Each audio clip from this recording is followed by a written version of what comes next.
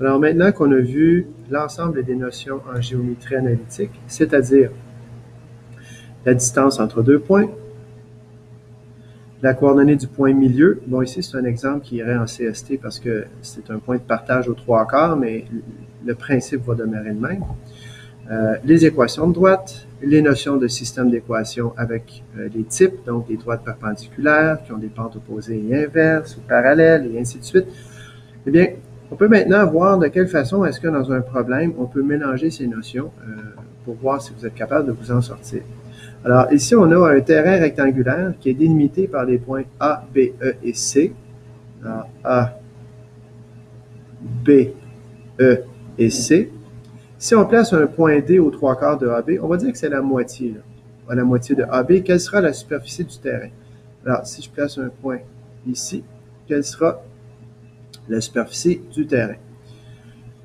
On me donne différentes informations. Ici, j'ai les coordonnées du point B, j'ai les coordonnées du point A, j'ai les coordonnées du point E, qui est à l'intersection de ces deux droites-ci. On ne me les donne pas, par contre. Ensuite de ça, j'ai les coordonnées du point C. Elles sont données dans la marge ici, mais si je me concentre sur l'image ici, je n'ai pas les coordonnées du point E. Je n'ai pas non plus les coordonnées du point D. Alors, la première chose à faire, c'est de prendre du recul et se demander si je n'avais pas ça dans un plan cartésien, comment est-ce que je pourrais résoudre le problème? Bien, j'ai une figure géométrique qui doit correspondre à une de celles que je connais ou que je peux décomposer en figures connues, puis ensuite de ça, utiliser les formules d'aire pour être capable d'en calculer l'aire totale. Alors, par exemple, si j'ai ici un trapèze, bien, le trapèze, c'est grande base plus petite base fois la hauteur divisé par 2 qui me donne l'aire. Est-ce que j'ai la mesure de la grande base? Non. De la petite base? Non. De la hauteur? Non. Mais je pourrais les calculer. Je pourrais les calculer d'abord en utilisant la distance entre deux points pour la hauteur ici, AC. Ensuite de ça, j'aurai une distance CE à calculer, mais je n'ai pas les coordonnées du point E. Par contre, on m'aurait donné, par exemple, les coordonnées de cette droite-ci qui se trouve à être la droite D. On voit ici la droite D. La droite D, son équation, c'est moins x moins 2y égale moins 38. Et j'ai ici la droite C, dont l'équation est ici.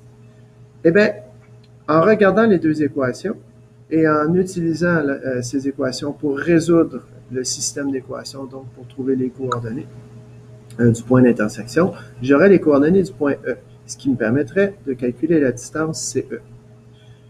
Ici, je n'aurai pas les coordonnées du point D, mais en sachant que ce qui est aux 3/4 ou plutôt à la moitié dans le cas du SN du segment AB, avec la formule appropriée, je pourrais déterminer les coordonnées du point D. J'aurai donc les trois mesures, soit CE pour la grande base, DA pour la petite base, AC pour la hauteur, et je pourrais rentrer ça dans ma formule et déterminer l'aire du trapèze. Si je n'avais par exemple que le rectangle ABC et que je voulais en déterminer l'aire, il faudrait que je prouve que c'est un rectangle si on ne me le dirait pas. À ce moment-là, j'utiliserais la notion, si on ne me le disait pas, pardon, à ce moment-là, j'utiliserais la notion de droite perpendiculaire. Alors, je prendrais la droite A, je prendrais la droite B, je vérifierais si les pentes sont opposées et inverses ou si leur produit donne moins 1, ce qui est effectivement le cas. 2 fois moins 0,5, ça donne moins 1. J'aurais donc la preuve que ces deux droites-là sont perpendiculaires. Je ferais la même chose avec ces deux-là.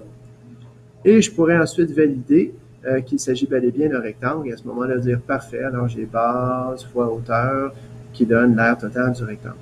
Alors, ceci pour vous donner un aperçu de comment on peut mobiliser les différentes notions en géométrie analytique pour résoudre des situations de problèmes, soit à développement en CD2 ou encore en situation de problème de compétence 1.